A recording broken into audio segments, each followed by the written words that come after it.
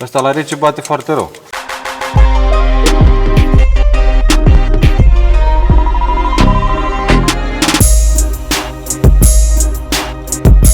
Salutare și bine ați venit! Înainte de a maltrata un DSG astăzi, ne-au venit niște sculi, cum se zice, micule? Sculă. Ne-au venit niște sculă, se pare. Să vedem ce comenzi s-au mai dat.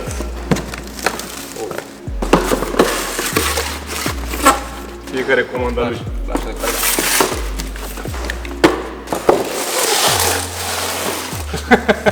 Bă, ce faci?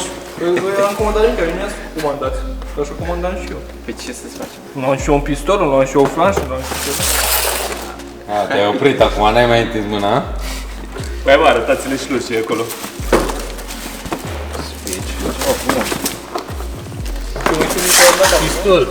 Pistol. Bă, încă o dată, că ne întreabă în continuare lumea, bă, e bun de ceva?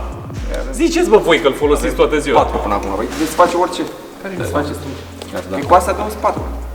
Sunt 4, nu, că sunt 2 în service. Deci dacă noi avem 4 identice, că nu diferă Dacă nu eram nimic. mulțumit, dar încercă și altceva. Da, oare de ce avem 4 la fel? Redați pe 180. Ce nu desface, rupe și aia e. Ia vedeți, mă, ce e aici. Aici? Da. Ia, mă, migule. A primit și migul ceva. Un biet. Hai, ia două. Deci dacă v-am prins că ați pus gheruțele pe astea. Opa. Frumos. De la 8 la 9. Șmecherie este. Ce trebuie? Te-ai săturat cumva de șmirgher? De perioade de sârmă? Îți cumperi un biax. Poftim. Ei, Comanda aveți Sună teleshopping care îmi ziua. cheiță, cadou, cuplă și asta nu știu ce înseamnă. Aia se bagă noi la zi. Da, să bagă aici în cap. Rareș, și asta e pentru Dani? Dar jur că nu știu ce e. Chiar nu știu. Adică ai scris de așa. Ceva lichid. Ulei de pistol. Punem pe zona. Ah, 15 kg de magnet, nu? Ce trebuie. Tare.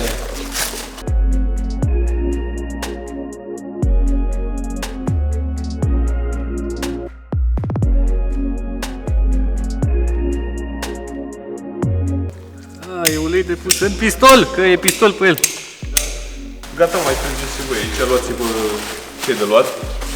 Hai să băgăm DSG-ul, putere! Și așa. Și cu ocazia asta înseamnă că trebuie să-i anunțăm și Hai, Miguel, vezi? ce ne-au rugat oamenii ăștia să-i anunțăm. Trebuie să vă anunțăm că mai e ceva de desfăcut acolo și vedem imediat. Dar ideea e în felul următor. Cei de la Gebo oferă acum posibilitatea achiziționării sculelor în 2, 3 sau 4 rate. Ceea ce e o chestie destul de tare dacă vrei să iei mai multe chestii, știi? Așa că o să aveți aici jos un banner, să sperăm, cu cardurile acceptate și spor la cumpărături. Și nu uitați să le zicem și de codul ăla de reducere. Mai este în continuare valabil un cod de reducere? Să n-audă Alin, că își cumpără scule în continuu. Cu asta de est 5 și aveți 5% extra discount. Hai să băgăm DSG-ul. Nu cred că mai e încă un episod acum cu... Matrioșca. Direct. Direct.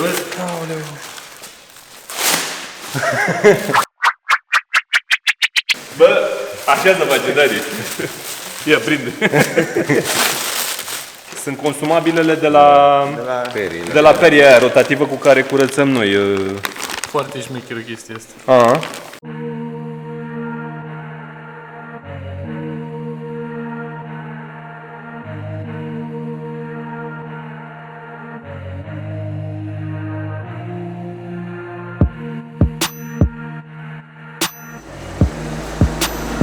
Asta, da, DSG.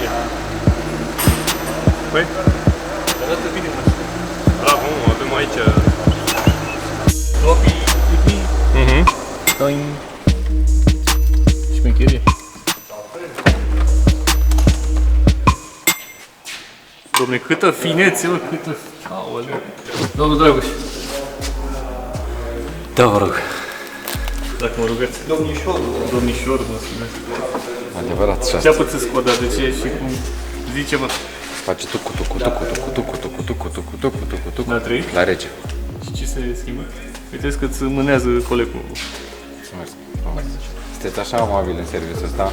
În ultimul clip mi-a oferit Rareș un capac de distribuție de A7 și acum tu mi oferi un capac de rezonator. E mai chitros ăsta, că e moldovean. Mai îmi dai unul? Tot la rezonator. Vrei să mi-l dai tot? Mi-ți fie complet? Le dau pe tot, da. Păi și... Așa, mă. De ce se execută?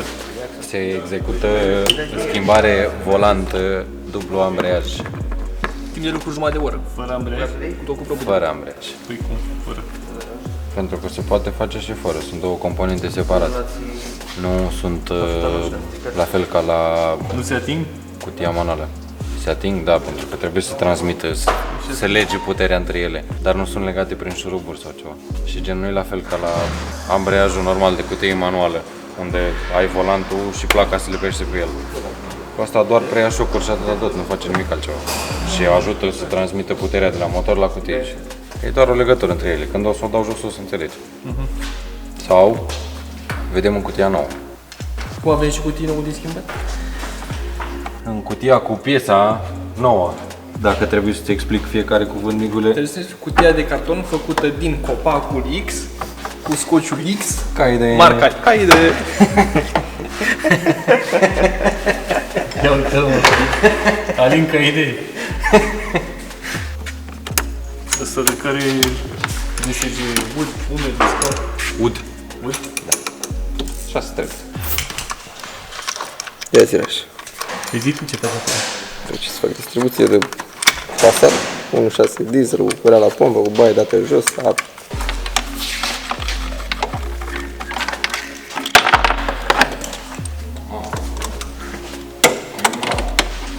Hai că desfacem și noi la azi. Curătoarea trece mare. Haide, acum demontăm o cutie de Skoda Octavia 2, facelift 3. Și asta, 3, 2, Doi. Să vezi. o cutie de SG de 7 trepte. 6. 6. Mai tare. Ca idee, Cu un ambreiaj ud, cât de cât. E umed, nu e ud. umed. Așa. O așa, o așa foarte performantă. O de motor cei de 170 de cai. N-are mai mult? Doar atât? Are și soft, presupun acum arată. N-are? Fără distanțiere? Da. Fără detail șurubele. Și ia uite la ce se folosește. Șmecherie. Opa! Ia uite și frâne și toate alea. Da. E aranjată.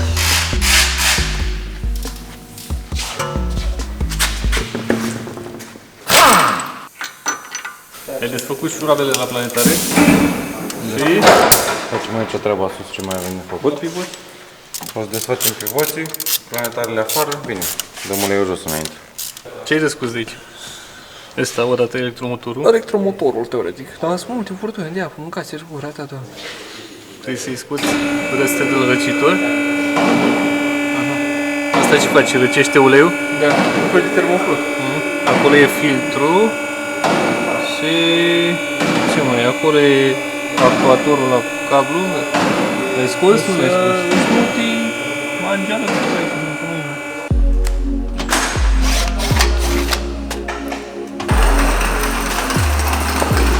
Uite cât chef de viață are un el.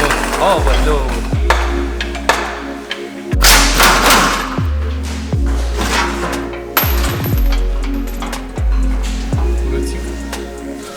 Ia, bă!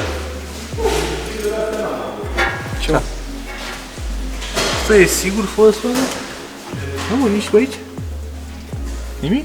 O poată de ulei vreau și eu să uite. Asta ce e? În distanță de să le... Da, distanțieră era. Bă, nimic? Nici la turbo aici, o pătuță.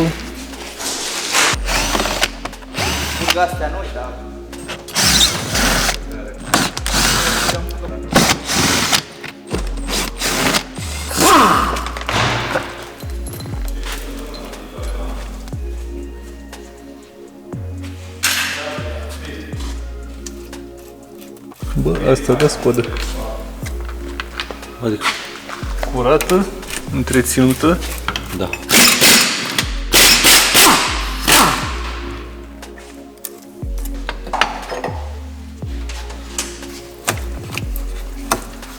Uite, mă, scurtul de la turbo și n-a cursul în el. Nimic. Dar foarte inteligent. E bine. E uscat, nu? E, nu e uscat, că n-au N-are cum cum să să fie fie uscat, uscat. mă, micul. Dar la altele Dar curgea... n-are picătură, aia era ideea.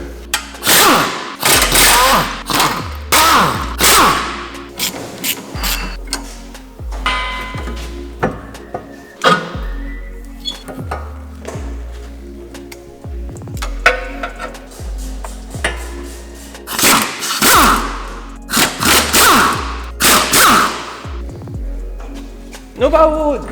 Sunteți pregătiți? Nu vă aud! Strigați!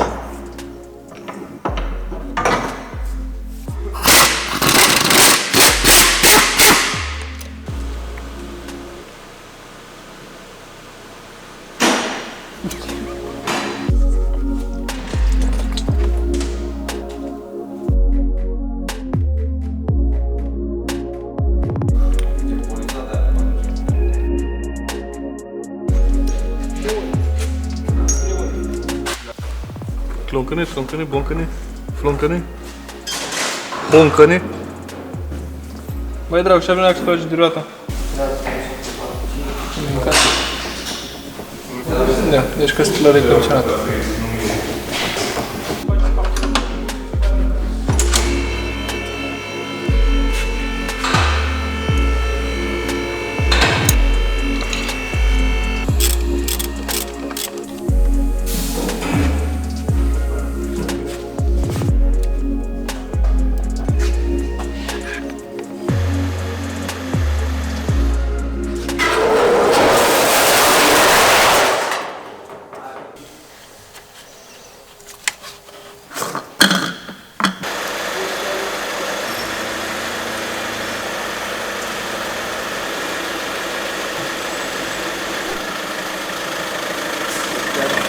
Venim aici în dreptul cutiei, apasă și ia piciorul de pe ambreiaj, Bogdan.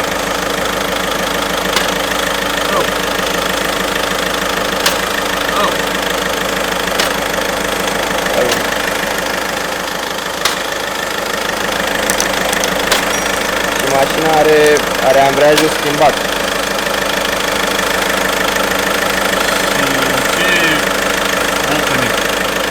Ceva în cutie sau un ambreiaj. Trebuie văzut.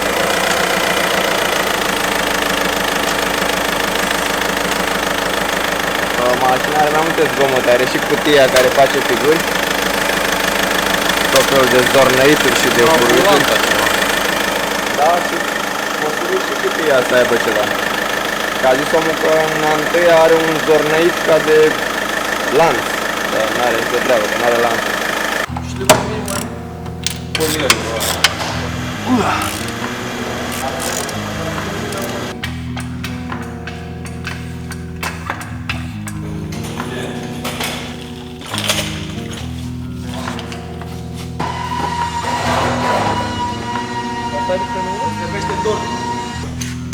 Fai, mamă. Costi! Băi, Costi!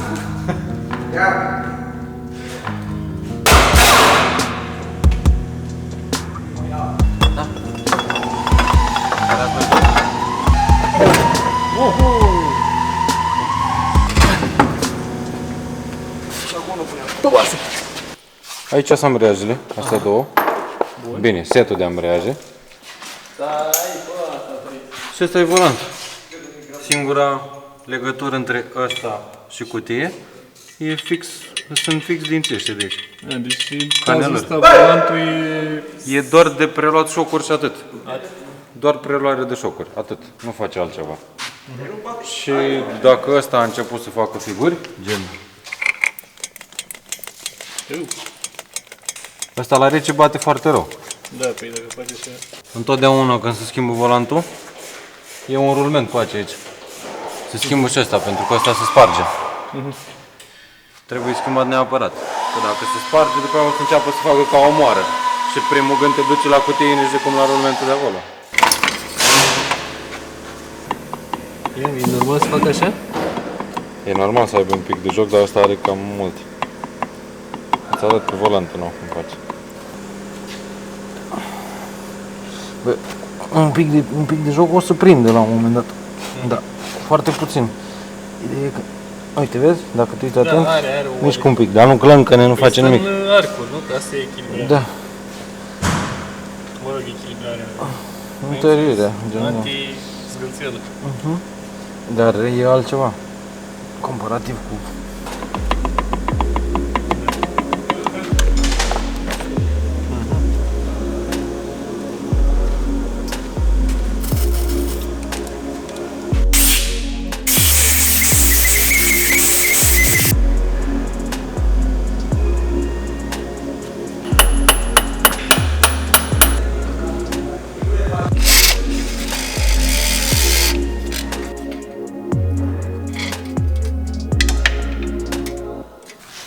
Și asta de ce schimbăm acum?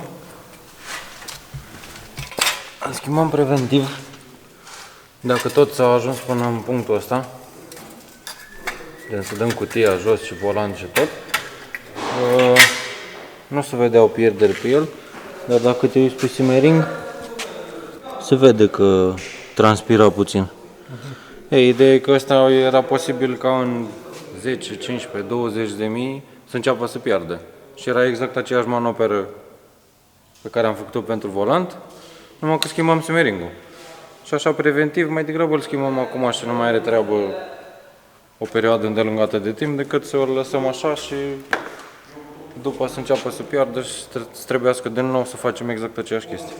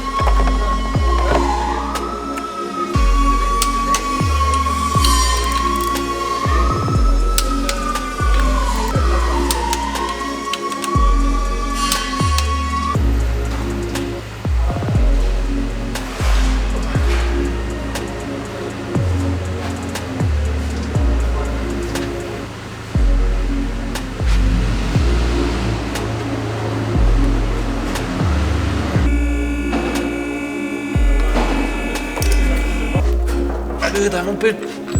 Și spatele nu mai ridică nimeni, ia? Mamă, s-au apucat băieții să se ridice de fața amândoi și pe spate eu cu o mână. Gata? Sus, hai. Costi, ridic-o spre tine. Așa. Așa, așa, așa. Împingeți, gata. Gata.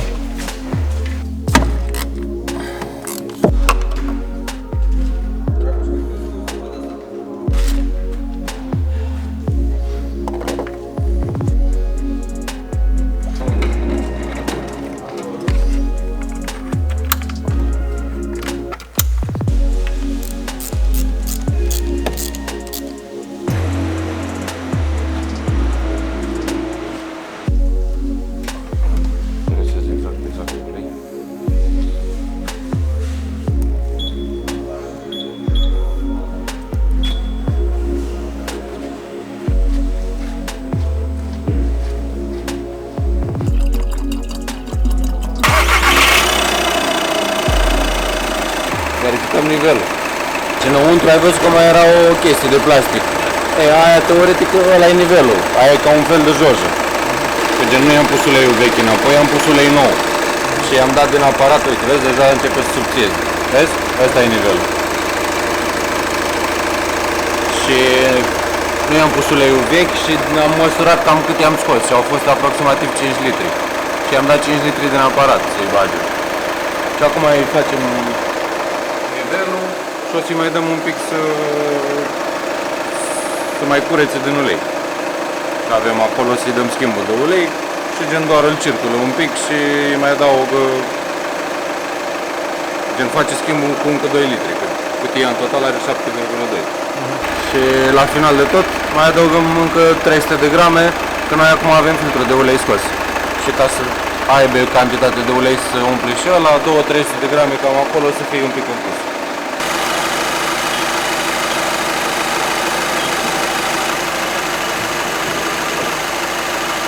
Băgăm 0,3 ăla.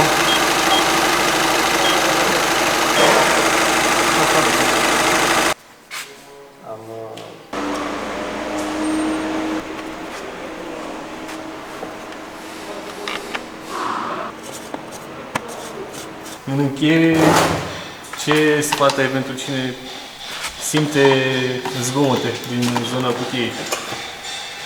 Să rezolve problemele din timp, imediat când descoperă că e ceva în neregulă, pentru că fiecare piesă o afectează pe cealaltă.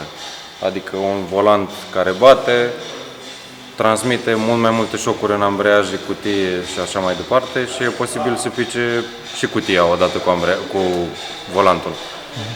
Și mai bine îl rezolvi din timp. Când e bătaie de volant, nu e 100% neapărat să fie schimbate și ambreiajele. Alea se pot schimba ulterior sau când pică sau gen... Nu e neapărat să fie la pachet ca la manuală. La ambreiaje, care socoteala, cum să... La ambreiaje de obicei le simți. Poate să fie șocuri, poate să fie întârziat de schimbat viteză, gen simți că mașina dă să schimbi treapta și se turează un pic singur, exact ca la manuală. Exact cum îl simți la manual, așa îl simți și la DSG. Și atunci, da, se pot verifica anumiți parametri în funcție de mașină, la unele mașini poate verifica lucrul ăsta și să vezi gen distanțele dintre ambreiaje și dacă distanțele dintre ambreiaje au ajuns foarte mari, înseamnă că ceva e în neregulă. Ai zis tu de rulmentul ăla cu coace. La volant. Da, când se schimbă volantul e recomandat nu, e obligatoriu de schimbat rulmentul cu ace care intră fix în centrul arborului cotit. Și gen acolo intră priza de la cutie. Ăla trebuie schimbat neapărat pentru că ăla, dacă e să se spargă, o să facă zgomote ca și cum ar pocni cutia, nu știu, ca și cum ar avea porumb în cutie, exact așa se aude. Și poate să te inducă în eroare foarte grav. Și dacă toți au ajuns în punctul de a da cutia jos, să schimbi volantul, pentru un rulment de 40 de lei, 30 de lei, eu zic că n-are rost. Și e valabil și cu partea cu, exact cum am făcut și noi, cu simmering-ul. Dacă îl schimbăm acum, scăpăm de o manoperă în plus. Dacă simmering-ul începe peste 20-30 de mii, bine, asta e mult, poate să se întâmple și după 5.000 să piardă, o să trebuiască din nou plătită manoperă de dat cutie jos, volant jos, simmering jos și montat. Adică e exact aceeași manoperă de plată, exact ca și cum ai schimba volantul. Numai că tu schimbi doar simmering-ul. Și e ok de schimbat odată cu volantul. Pentru că odată ce ai ajuns acolo, nu are rost să nu schimbi o piesă. Într-adevăr, aia e un pic mai scumpă, că e cu cititor, dar decât să plătești mai târziu încă odată manopera, mai degrabă te rup de 300 de lei cât e ăla și aia e. Bun, păi cam asta e. Ne vedem data viitoare Data viitoare. Mercedes, cred. Da, cu Mercedes.